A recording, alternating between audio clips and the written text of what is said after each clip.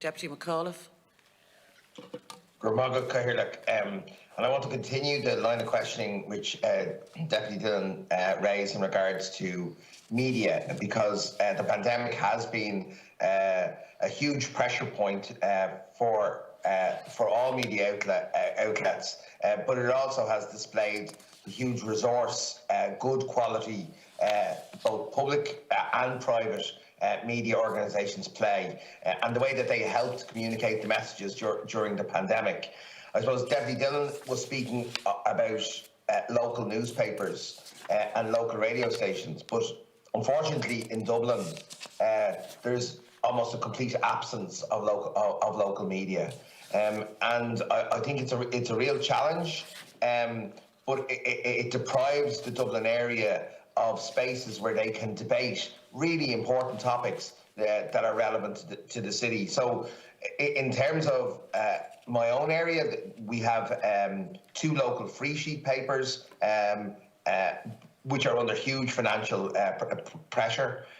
We have no local radio stations, and all of the local radio stations that operate on a Dublin-wide basis are essentially competing with national radio stations. And it's a real problem because I'm often very envious of my Oireachtas colleagues who have much better channels to communicate and to engage with their voters. The decision for News Talk to receive their national licence rather than the Dublin Focus licence, I suppose in some ways tempted us with what was possible, and it has been really absent. And even the closure of phone-in shows that are Dublin specific, like Dublin Talks on 98 FM, has made that problem even worse. So I just wonder, within the spend of the department, is there work which is being undertaken to try and address that real need in the capital? Okay, Deputy. So I suppose what I would say there is we don't fund radio stations directly ourselves in the department. Usually funding is provided via the Sound and Vision Fund for the commercial stations and the community radio stations, and that's funded by a proportion, I think it's 7% of the licence fee. Now we have, where we have found savings in the department, put money into the Sound and Vision Fund to allow for increased funding and different programmes.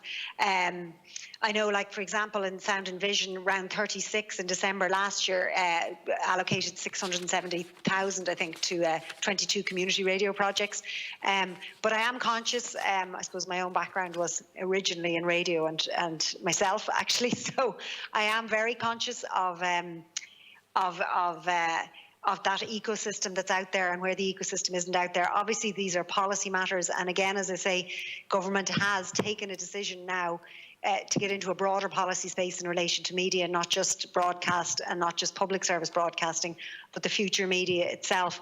Obviously, we got funding in the budget next year for the establishment of the Media Commission, and the Media Commission attracts a lot of attention as being something, as being around the regulation of online platforms, but it is also about subsuming the BAI and creating a new vision for the sector. And it's the BAI really has the strong regulatory role there, and that's something we'd be very happy to engage with the BAI in terms of the structure, what stations are out there serving what different areas. And I agree, the structure in Dublin is entirely different to the structure in rural areas, where the local radio station really dominates and is really can be really strong in an area.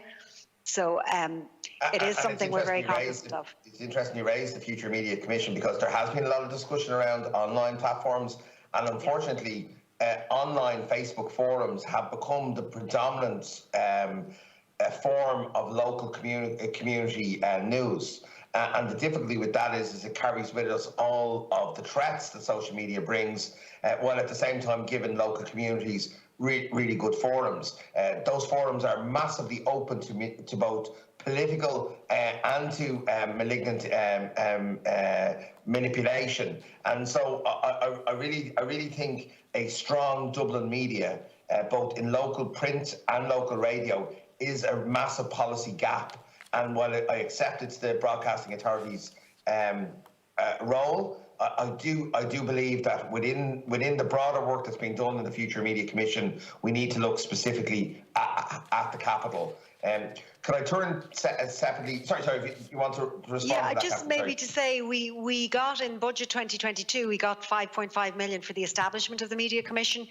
So as the Deputy probably knows, the legislation, the Minister's hoping to publish the legislation soon. The Joint Oireachtas Committee made 33 recommendations, which we're working through in the pre-leg scrutiny. We're anxious, very, very anxious to proceed with this as fast as possible, because we understand the pressures that are out there, and all of the issues that you've alluded to, and the whole purpose of the Media Commission is to address these issues. So